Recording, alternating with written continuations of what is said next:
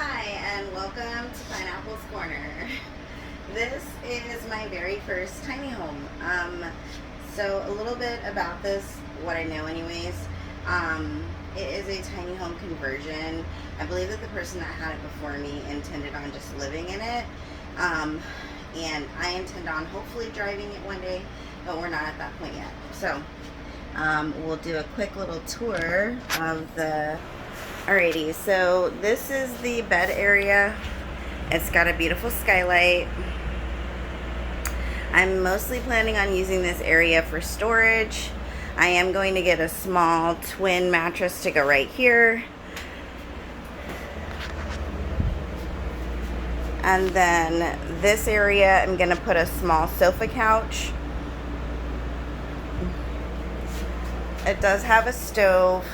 It looks like this stove is extremely old, so more than likely I will replace it. But I also have a camping stove, so I'll probably use my camping stove more than anything else. Storage area for food. Not a lot of storage, so storage is definitely something that I need to add to it. This is going to be a foot pump water system. So I just need to get a faucet, and I've already got tubing, and I'm going to get some new jugs as well. This is going to be the area for my refrigerator and some drawers and more storage. So pretty much I'll be sleeping on the small sofa couch in this area. It is sort of drivable. It does stall out. I have a RV mechanic coming to look at it tomorrow, but I'm definitely going to get some seat coverings for those. We've got random wiring sticking out of the walls. I don't know anything about cars. The great thing I love about this tiny home is that the chick who was working on it literally gave me all of her supplies.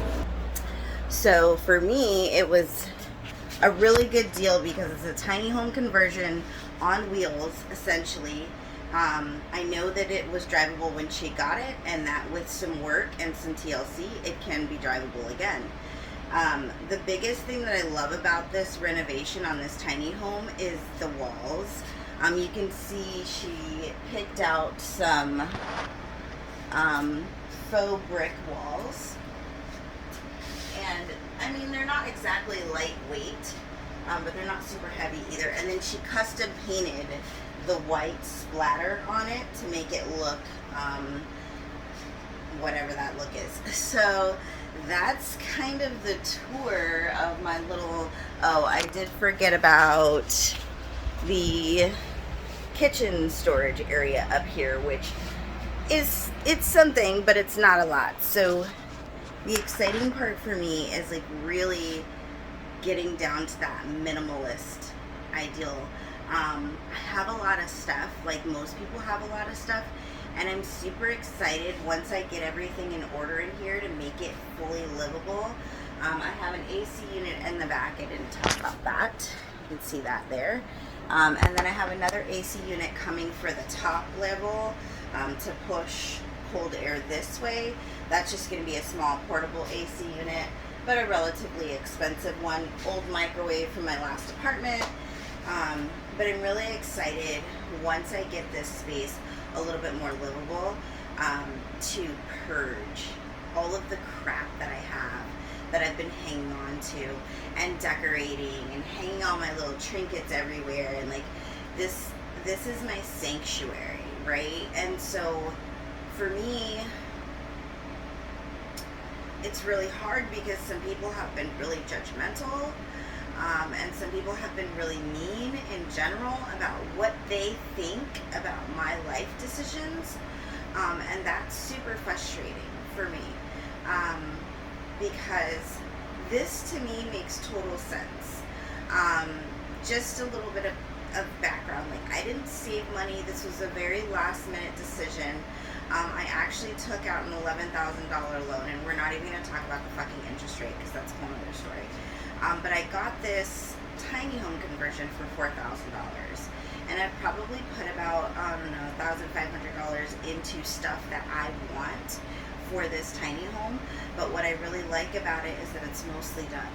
And so, although I got a loan to get the money to buy this, I'm going to be paying $415 a month to live in my own space. I'm going to get solar panels this weekend sometime, probably on Friday.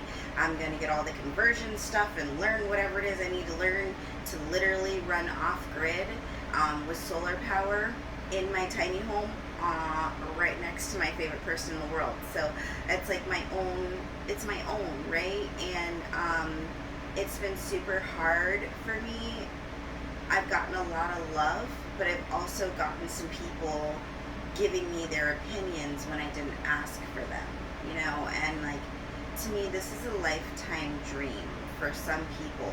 They never reach it. You know how many people want to just do van living or want to live in a tiny home, but they just can't afford it? And then in addition to not being able to afford it, their friends and their family aren't supportive and are judgmental because, oh, don't you want to live in a house? No, the fuck I do not, Karen, want to live in a fucking house. Being tied down to bills and electricity and all of that stuff doesn't sound like fun to me at all. So I'm taking this adventure, which came out of a resentment. We're not going to talk about that, but I'm taking this adventure in my life right now because it makes sense for me, you know. So I'm super excited for this journey. I'm excited. I've got a Wi-Fi booster that I'm going to put in the house to extend the Wi-Fi out here. This is going to be like my quiet time, homework, workspace. And then one day I'm going to be a traveling interpreter in my crazy ass tiny home. And it's going to be fucking amazing. So that's my spiel. Thanks for listening.